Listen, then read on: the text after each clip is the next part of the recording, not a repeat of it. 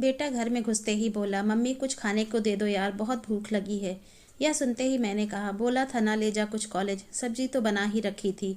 बेटा बोला, यार मम्मी अपना ज्ञान ना अपने पास रखा करो, अभी जो कहा है वो कर दो बस। और हाँ, रात में ढंग का खाना बनाना।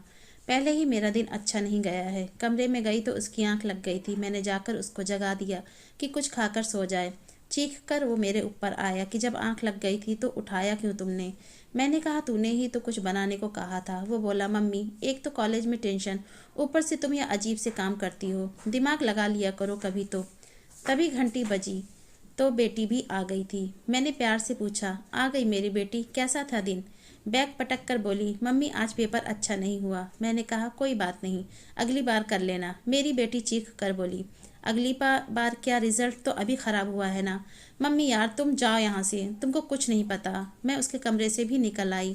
शाम को पतिदेव आए तो उनका भी मुंह लाल था।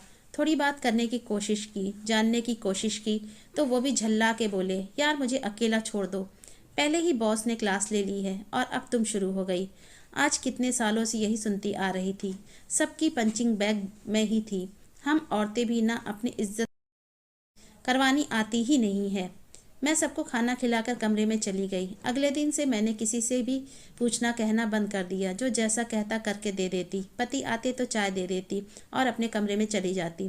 पूछना ही बंद कर दिया कि दिन कैसा था। बेटा कॉलेज और बेटी स्कूल से आती तो मैं कुछ न बोलती न पूछती। यह सिलसिला काफ़ी दिन चला। संडे वाले दिन तीनों मेरे पास आए और बोले, तबीयत ठीक है ना, क्या हुआ है, इतने दिनों से चुप हो। बच्चे भी हैरान थे। थोड़ी देर चुप रहने के बाद मैं बोली, मैं तुम लोगों की पंचिंग बैग हूँ क्या, जो आता है अपना गुस्सा या अपना चिड़चिड़ापन मुझ पर ही निकाल देता है।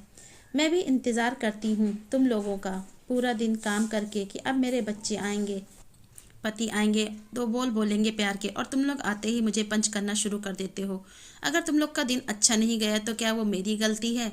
हर बार मुझे झिड़कना सही है। कभी तुमने पूछा कि मुझे दिन भर में कोई तकलीफ तो नहीं हुई। तीनों चुप थे। सही तो कहा मैंने, दरवाजे पर लटका पंचिंग बैग समझ लिया है मुझे, जो आता है मुक्का मार के चलता बनता है। तीनों शर्मिंदा थे। दोस्तों, हर माँ हर बीवी अपने बच्चों और पति के घर लौटने का इंतज़ार करती है। उनसे पूछती है कि दिन भर में सब ठीक था या नहीं, लेकिन कभी कभी हम उनको ग्रांटेड ले लेते हैं, हर चीज़ का गुस्सा उन पर निकालते हैं। कभी कभी तो यह ठीक है, लेकिन अगर ये आपके घर वालों की आदत बन जाए तो आप आज से ही आप सबका पंचिंग बैग बनना बंद कर दें। अगर हमारी ये कहानी आपको अच्छी लगी हो तो प्लीज़ मेरे चैनल को लाइक, सब्सक्राइब और कमेंट ज़रूर कीजिए। धन्यवाद।